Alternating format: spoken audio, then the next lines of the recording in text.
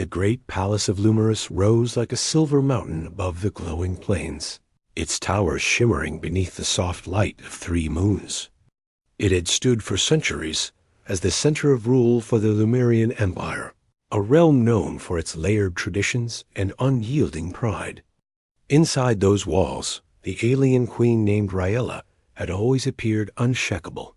Her people believed she carried the strength of generations. They believed nothing could pierce her calm authority. They believed she had no weakness. They believed she would reign without falter. But all beliefs can break under the weight of the unknown. The moment began during a grand assembly. Delegates from nearby systems had arrived to discuss a fragile peace, and the hall overflowed with tension. Rhaella sat upon her raised throne, robed in shining fabric woven with threads that caught the moonlight. She listened to her advisors with the stillness of a carved statue. That stillness shattered when she suddenly pressed a hand to her chest. Her eyes widened. Her breath weakened. The glow around her dimmed. In one swift moment, she collapsed before the council, her fall echoing like a crack through crystal dot. The chamber erupted in fear. Advisors rushed to her. Medics called for emergency units.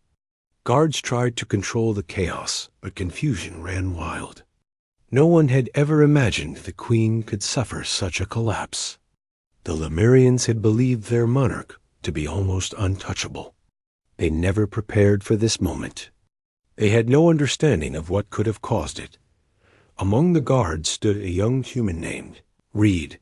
He had been assigned only months earlier, part of a growing attempt to strengthen alliances through shared roles and service. Though humans were newer to the royal palace, Reed carried a calm presence. His posture remained strong, even as others panicked. He watched as the medics lifted the queen and carried her into the private medical wing. The council chamber soon emptied, leaving only whispers clinging to the walls. Everyone expected answers, but none came. Reed felt a weight settle upon him. Something about her collapse did not seem random. He had seen distress before. He had seen fear before. Yet the queen's expression at the moment she fell carried something different. It was not the shock of sudden pain. It was the look of someone who understood her danger, someone who had kept a secret for too long. Reed felt it in his bones. Something was wrong behind the scenes. In the hours that followed, the palace grew as silent as a sealed tomb. News spread that the queen remained unconscious. The medic team could not explain the source of the attack. They said her heart had weakened without warning. Such weakness was rare among Lemurians. It left everyone confused. Court nobles stood in clusters, speaking in low tones. Rumors passed like drifting smoke. Some whispered of poison. Others mentioned hidden enemies. Others wondered if humans had caused it. Reed heard it all as he walked the halls, carrying out his guard duties with caution. When the night bells chimed, Reed took his post outside the medical hall. He stood beside another guard, a Lemurian named Coral. The tall alien gazed at the closed doors with worry. His voice was low when he finally spoke. "I do not understand how this happened. She has never shown a single sign of weakness." Reed glanced at him. "Do you think someone wanted this to happen?" Coral shook his head slowly.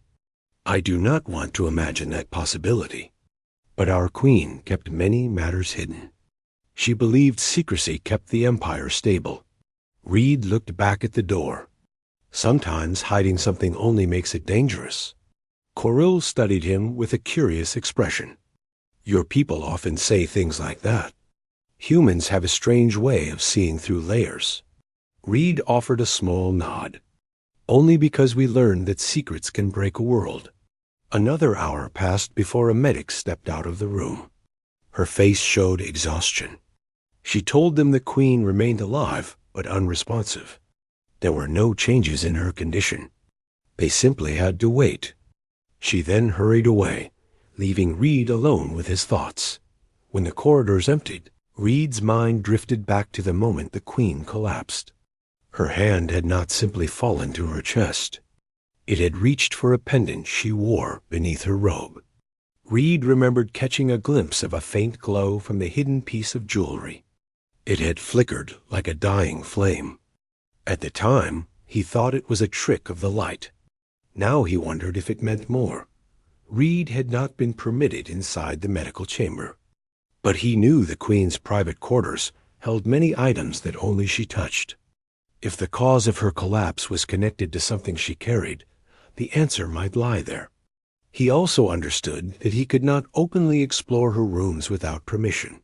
But as he stood alone beneath the dim hallway lights, he realized a truth. If no one found the cause soon, the Queen might never awaken. Waiting would do nothing. Action was needed. He made a quiet decision. When the shift changed, he pretended to head toward the barracks.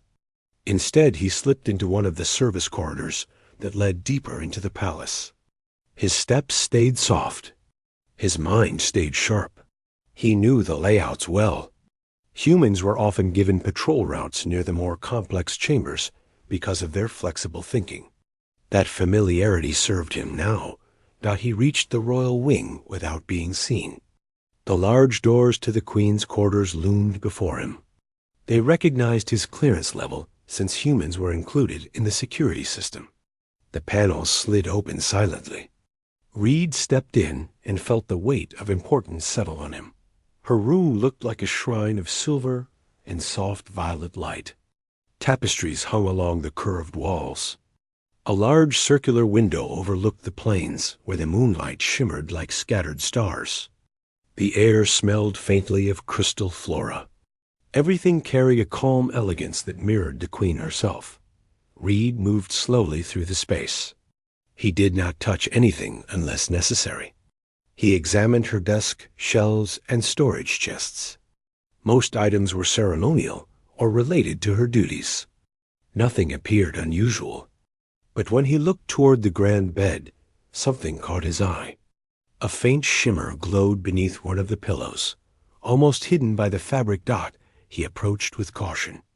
Beneath the pillow lay a small case made of obsidian glass.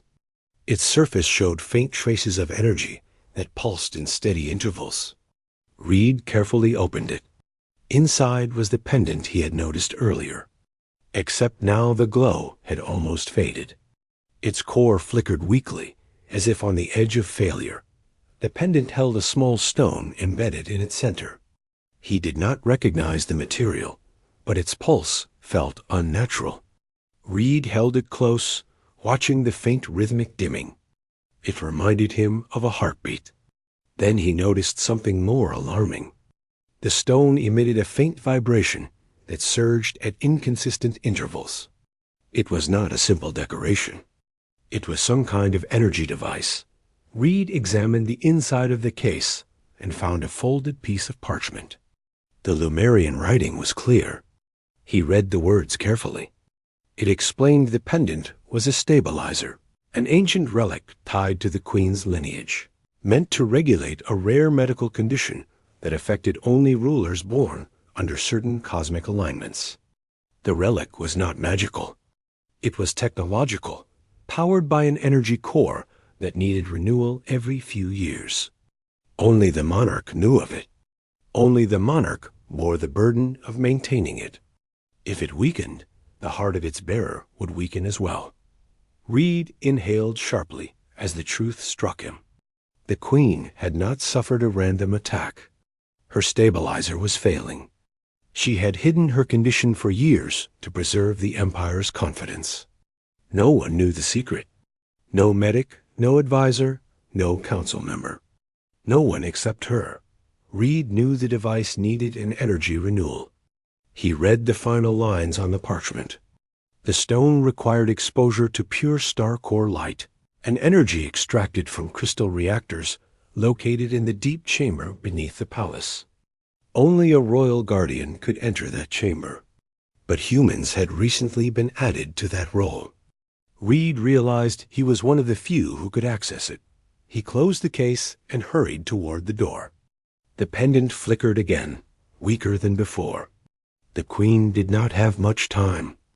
Reed moved through back corridors with silent steps. His mind raced. The deep chamber was rarely used. Many guards avoided it because of the powerful energy surges within. But Reed had trained in reactors during his early career on Earth and knew how to handle them. If he could renew the stone's energy, it might save her life. He reached the chamber entrance. The thick door stood sealed with layers of security. Reed pressed his hand to the panel. It scanned his identity and unlocked with a heavy click. The door slid open, revealing a vast circular hall filled with towering crystal conduits. Energy pulsed through them in soft waves. The air hummed with power. Reed stepped toward the central platform, where the star core beam rose like a pillar of white light. His body tingled as he approached. He opened the obsidian case. The pendant stone flickered weakly. He held it near the beam. The stone reacted instantly, drawing in the energy like a thirsty flame. The pulse grew steadier. The glow brightened. Reed felt warmth spread through the pendant. But suddenly the platform shook. The energy level surged unexpectedly. Reed steadied himself. The renewal required precision. He adjusted his stance, guiding the stone closer, yet keeping it at a safe distance. Gradually the glow stabilized. The stone pulsed with a rhythmic strength. It had regained full power. Reed closed the case and hurried back toward the medical chamber. His steps echoed. The urgency pushed him onward. When he arrived, he,